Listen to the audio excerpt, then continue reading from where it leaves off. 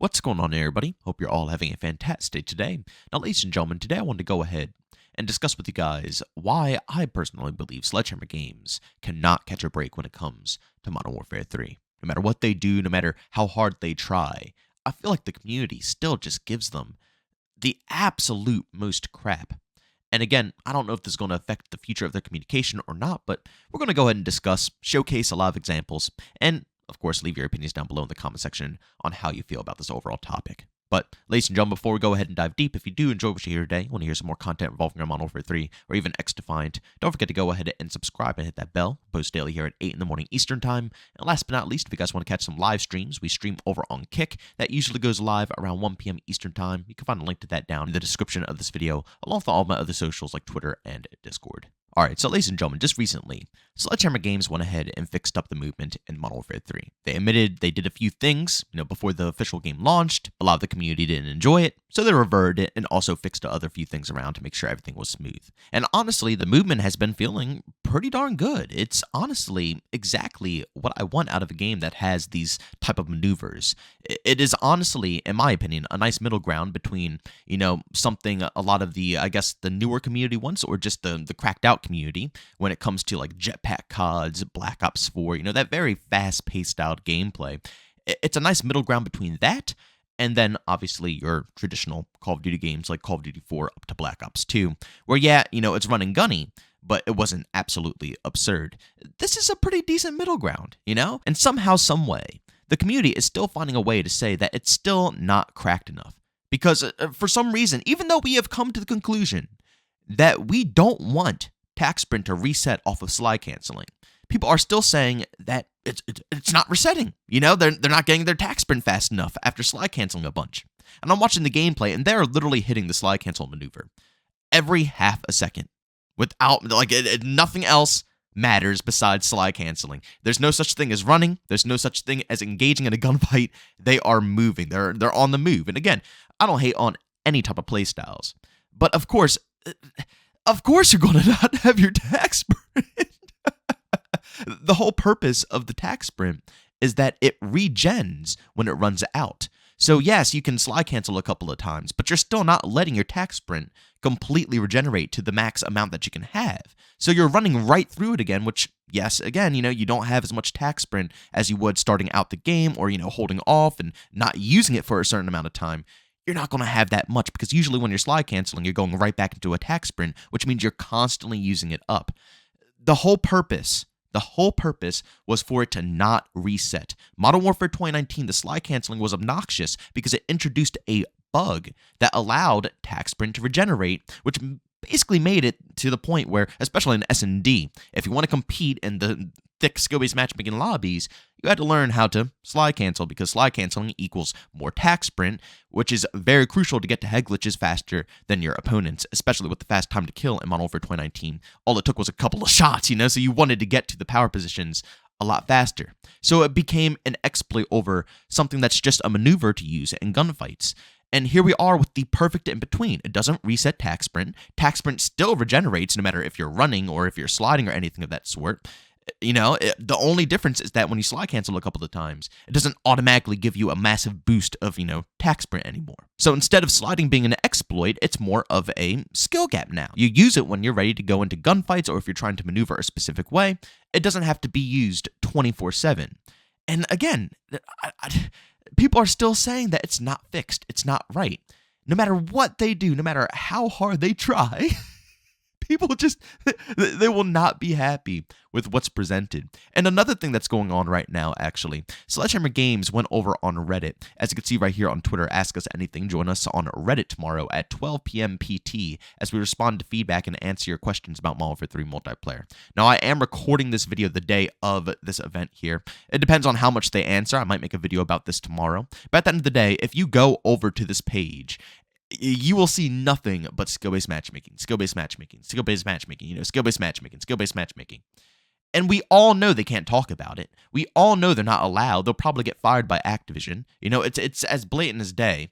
And I get it. We got to make sure our voices are heard, but at least when you're sitting there ranting about skill-based matchmaking, add something of value.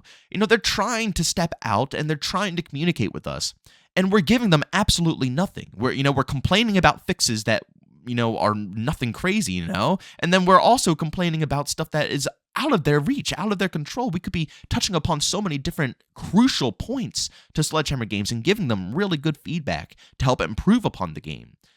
And of course, the only way to massively improve is skill-based matchmaking. But to only put that feedback, knowing that they can't do anything about it, what are they going to do to the game? How are they going to improve it? They're just going to see skill-based matchmaking, and yeah, Activision might see it later on, or Microsoft, and they'll be like, oh my god, the whole community hates it. But, they're putting the stuff out so they can help improve the overall experience. They're not going to do anything with that information. It has no value. It has absolutely no value to them. It's not going to help them improve things. It's not going to help them fix things in the game. It's not going to help them implement anything. The only thing it's going to do is stick to Activision, which, yeah, it's good and all. But again, add more value to the post, try to help the developers improve the game along with the boycott that everybody's trying to do here. It's wild to see. It's wild to see. No matter what they do, or no matter how hard they try, they will get nothing but non-stop backlash. And I get it. The game is DLC. It's running into a lot of problems. But man, with all that stuff aside, they didn't ask for that. Activision put them on this game. Over half the developers thought the game was DLC to even begin with. They didn't think that they had to branch out and make it a full blown out project. And skill-based matchmaking, again, the devs have expressed that they don't like the fact that it's implemented by saying that it's annoying, and it hurts them that they can't resolve something for the community of that sort because it's out of their reach, out of their control. This team has been dealt the absolute worst hand of cards I've ever witnessed in my whole life. And people know this. It's not under the radar. This isn't anything that we don't know. We know that they have been dealt the worst pair ever known to mankind. So why can't we just help instead of, criticize and destroy? If the game was absolute dookie and they ignored us, then yeah, I could understand, criticizing the hell out of them, even with knowing that they had no time on this game. But they really have tried, and they still are trying. They have been doing huge changes for this game and doing really good things for the community. All I can say is give them a shot and lay off a little bit, especially until after the holiday season. If they come back after the holiday season, they ignore us for 2, 3, 4 months on end, then yeah, we're going to run into some problems.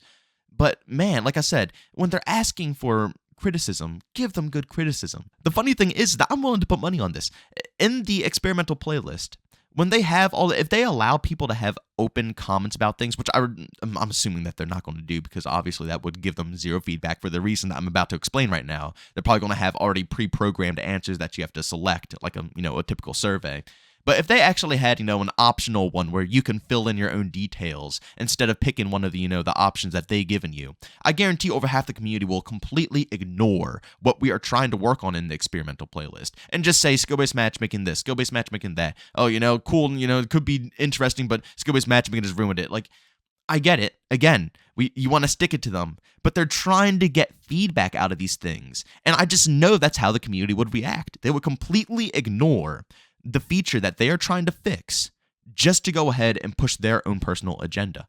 Which, again, I understand the frustration. I'm right there with you guys. You guys see all the skill-based matchmaking videos I've made. I'm always in the discussions with you guys. But there's always a time and place to go ahead and bring up these topics. And other times, when they need real feedback, we have to lay off a little bit and actually help the developers out with that type of feedback. But ladies and gentlemen, as always, go down in the comment section, leave your opinions down below. Do you think I'm overreacting to this situation? Or, do you think I'm correct and we should lay off a little bit? Again, I know it's a lot of people out there who, honestly think that Sledgehammer Games is at fault for pretty much everything right now.